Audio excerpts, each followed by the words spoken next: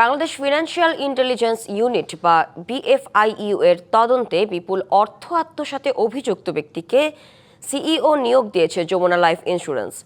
অভিযুক্ত অজিত চন্দ্র আইচ সোনালী লাইফ ইন্স্যুরেন্সের সিইও থাকাকালে 350 কোটি টাকা লুট হয়। এর মধ্যে 150 কোটি টাকার বেশি লোপাটে তার সংশ্লিষ্টতা পায় গোয়েন্দারা। এছাড়া প্রোগ্রেসিভ ও সন্ধানী লাইফ ইন্স্যুরেন্সে দায়িত্ব পালনকালে ভয়াবহ আর্থিক জালিয়াতিতে অভিযুক্ত এই কর্মকর্তা। গ্রাহকের বীমার অর্থ পরিশোধে ব্যর্থতা, সীমাহীন অনিয়ম, দুর্নীতি আর আইনি দুর্বলতার কারণে চরম আস্থাহীনতায় দেশের বীমা খাত।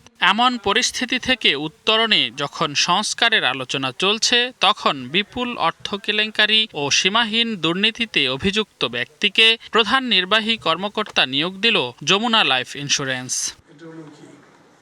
প্রতিষ্ঠানটিতে অজিত চন্দ্র আইচ অতিরিক্ত ব্যবস্থাপনা পরিচালক হিসেবে নিয়োগ পেয়ে প্রধান নির্বাহী কর্মকর্তার দায়িত্বও পালন করছেন। 3 মাসের মধ্যে নিয়ন্ত্রক সংস্থার অনুমোদনের বাধ্যবাধকতা থাকলেও 6 মাসেও মেলেনি অনুমোদন।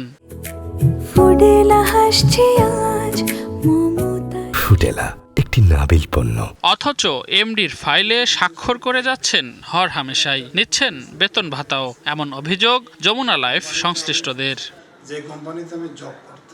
অনুসন্ধানে জানা যায়, অতীতে কাজ করা প্রতিটি প্রতিষ্ঠানে দুর্নীতিতে জড়িয়েছেন অজিত চন্দ্র। সন্ধানী লাইফের প্যাড ব্যবহার এবং স্বাক্ষর জালিয়াতির মাধ্যমে নানামুখী অনিয়মে জড়ান এই কর্মকর্তা। সোনালী লাইফেও একই ধরনের স্বাক্ষর জালিয়াতির অভিযোগ তার বিরুদ্ধে। যেহেতু আমার সাইডটা জাল হয়েছে, আমার একটা বিএফকেসি আমি জবাব দিচ্ছি।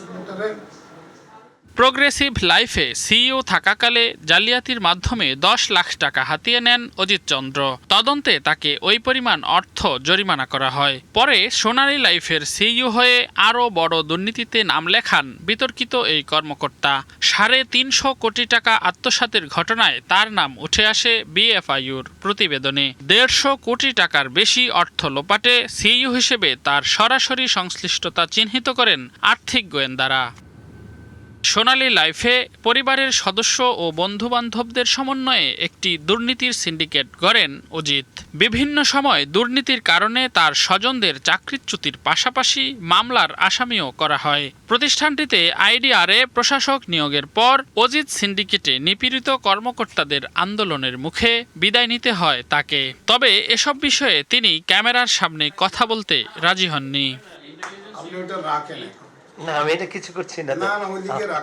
বীমা খাতে স্বচ্ছ ও সৎ লোকের অভাব থাকায় বাধ্য হয়ে অজিত চন্দ্রকে নিয়োগ দেওয়া হয়েছে বলে জানান যমুনা লাইফের চেয়ারম্যান বদরুল আলম খান।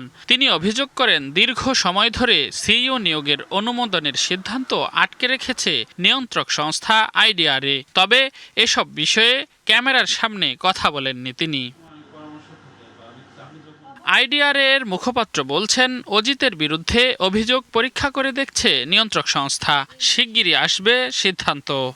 আইডিআরএ এর অনুমোদনে তো একটু সময় লাগে। ওনার ব্যাপারে বেশ কিছু অভিযোগ আমাদের মনে হয় কর্তৃপক্ষ পেয়েছেন, সেইটা মনে হয় একটু যাচাই বাছাই করার জন্য এই সময়টা লাগছে। যমুনা লাইফের বর্তমান পর্ষদের অনিয়ম দুর্নীতি অব্যাহত রাখতেই দুর্নীতিগ্রস্ত ব্যক্তিকে সিইও নিয়োগ করা হয়েছে, এমন অভিযোগ প্রতিষ্ঠানটির গ্রাহকদের। রেদওয়ানুল হক, ডিবিসি নিউজ, ঢাকা।